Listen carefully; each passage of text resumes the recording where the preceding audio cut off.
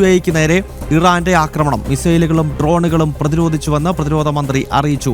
69 ദിവസത്തെ ഇടവേളയ്ക്ക് ശേഷമാണ് UAE ആക്രമിക്കപ്പെടുന്നത്. കൂടാതെ ഖത്തറിലേക്ക് നടത്തിയ ആക്രമണത്തിൽ 3 പേർക്ക് പരിക്കേറ്റവരിൽ ഒരു കുട്ടിയും ഉൾപ്പെടുന്നു എന്നാണ് മനസ്സിലാക്കാൻ സാധിക്കുന്നത്. ഷിൻസ് സെബാസ്റ്റ്യൻ UAEയിൽ നിന്നും ചേരുകയാണ്. ഷിൻസ്, 69 ദിവസത്തെ ഇടവേളയ്ക്ക് ശേഷം വീണ്ടും UAE ലക്ഷ്യമിട്ടുകൊണ്ട് ഇറാന്റെ മിസൈലുകൾ വന്നിരിക്കുന്നു. അവയെ പ്രതിരോധിക്കുവാൻ UAEയുടെ പ്രതിരോധ സംവിധാനങ്ങൾക്ക് കഴിഞ്ഞിട്ടുണ്ട് എന്നത് ആശ്വാസകരമാണ്. എന്താണ് ഇപ്പോഴത്തെ സംഘർഷത്തിന്റെ നിജസ്ഥിതി ഷിൻസ്? ഗൗതം, പശ്ചിമേഷ്യൻ സംഘർഷം തുടരുന്ന സാഹചര്യത്തിൽ ഗൾഫ് രാജ്യങ്ങളെ മൊത്തത്തിൽ ലക്ഷ്യമിട്ട് ഇറാൻ ഇന്ന് മിസൈൽ ഡ്രോൺ ആക്രമണം നടത്തിയിരിക്കുകയാണ്.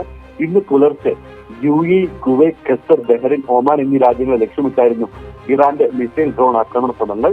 ഇതെല്ലാം പ്രതിരോധ സംവിധാനങ്ങൾക്ക്, എല്ലാ രാജ്യങ്ങളുടെയും പ്രതിരോധ സംവിധാനങ്ങളും തകർക്കാൻ സാധിച്ചിട്ടുണ്ട്.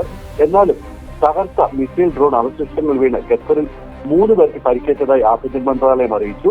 ഇതിൽ ഏറ്റവും സങ്കടകരമായ കാര്യം പരിക്കേറ്റവരിൽ ഒരു കുട്ടിയും ഉൾപ്പെടുമെന്നുള്ളതാണ്. രാജ്യത്തിന്റെ വിവിധയിടങ്ങളിൽ സ്ഫോടന ശബ്ദങ്ങൾ കേട്ടതായാണ് റിപ്പോർട്ട്. സുരക്ഷിത കേന്ദ്രങ്ങൾ തുടരണമെന്ന് ഇപ്പോൾ ഖത്തർ അധികൃതർ ജനങ്ങൾക്ക് നിർദ്ദേശം നൽകിയിട്ടുണ്ട്. ഇതോടൊപ്പം തന്നെ 69 ദിവസങ്ങൾക്ക് ശേഷം വീണ്ടും UAE ഇറാൻ ആക്രമിച്ചിരിക്കുകയാണ്. UAE പ്രാദേശിക സമയം പുലർച്ചെ 6 മണിയോടെയാണ് ആക്രമണം ഉണ്ടായത്.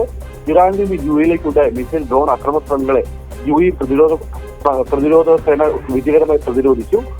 പുതിയ മിസൈൽ ഡ്രോൺ ആക്രമണം ഉണ്ടായതിനെ തുടർന്ന് വ്യോമ പ്രതിരോധ സജീവമാക്കിയതായി മന്ത്രാലയം അറിയിച്ചിട്ടുണ്ട്. വ്യക്തമാണ്. ഇറാൻ വീണ്ടും UAEയെ ലക്ഷ്യമിട്ടുകൊണ്ട് ആക്രമണം നടത്തിയിരിക്കുന്നു. ഷിൻസ് സെബാസ്റ്റ്യനാണ് വിശദാംശങ്ങൾ നൽകിയത്.